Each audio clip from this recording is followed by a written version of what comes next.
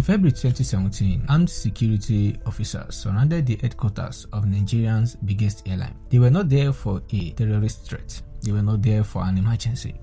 They were there to take the airline from its founder. At its height, this airline carried Nigeria's flag to London, New York, and Johannesburg. It was the first Nigerian airline in 15 years to fly directly to the United States. It ran 120 flights a day and employed 3,500 people. By almost every measure, it was Africa's fastest growing airline. Today, it operates 2 planes. This is the story of Arik Air, the airline Nigeria built and watched collapse.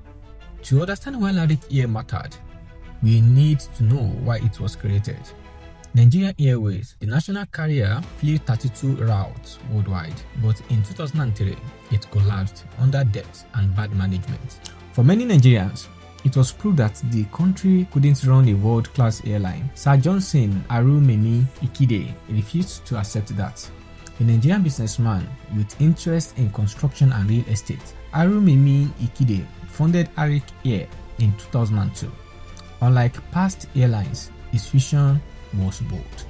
He wanted an airline that could compete with the world's best. New planes, trade queues, international routes, an airline Nigerian could be proud of. On October 30, 2006, Arik Air took off for the first time. Its first flights were domestic, Lagos to Abuja. The planes were new, the cabins were clean, flights left on time. For Nigerians used to delays and old planes, this felt almost unreal. Word spread fast and Arik grew even faster. Within 2 years, it became Nigeria's largest domestic airline. By 2008, it shook the aviation world by flying non-stop from Lagos to London Heathrow on its own planes, not through a partnership. In 2009, Arik launched flights to Johannesburg, and later that year, it flew directly from Lagos to New York's JFK. This was huge. A country that had lost its national airline 6 years earlier was now flying across the Atlantic.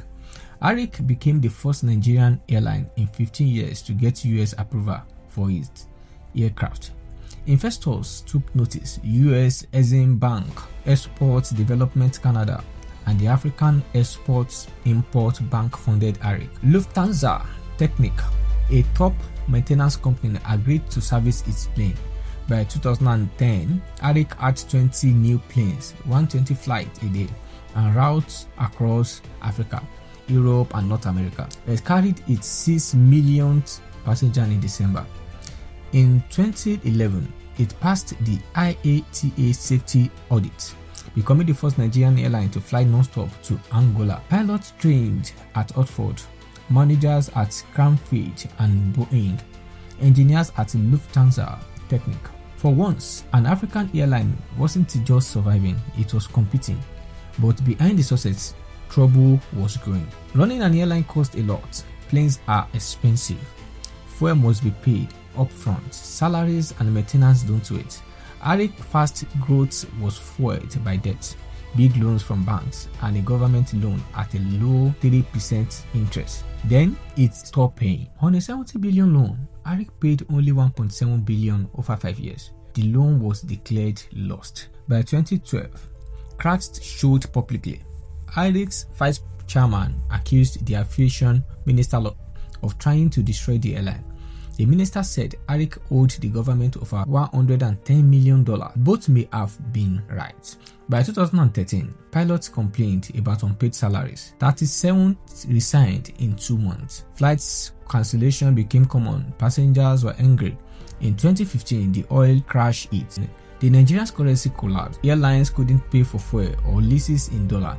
Arik Air, already in trouble, was now in crisis. In December 2016, employees went on strike for 7 months for unpaid salaries. An audit showed Arik Air was insufficient. Liabilities: 289 billion naira. Equity of negative 80 billion. Technically, the airline was dead. On February 9, 2017, the Asset Management Corporation of Nigeria, AMCON, took over. The founder was out. Only 8 of 30 planes were usable. Cash was almost gone. 9 years later, Arik Air is a shadow of itself. From 120 flights a day to just 2 planes, international routes gone, staff numbers drastically reduced, debt continues to grow. AMCON says it saved the airline from full collapse, but the decline is clear. Legal battles continue. Arik Air's story is not just about greed or mismanagement. It's about Nigeria, where money can vanish, government interference is real, and infrastructure is fragile. At the same time, Arik's choices matter, expanding too fast, taking on debt without a plan, and failing to pay staff. He is the story of an African business on a large scale, a country with oil, 200 million people, and yet it cannot sustain a world-class airline. It raises a big question. What does it take to build something that lasts here? Who decides and who pays the price when it fails?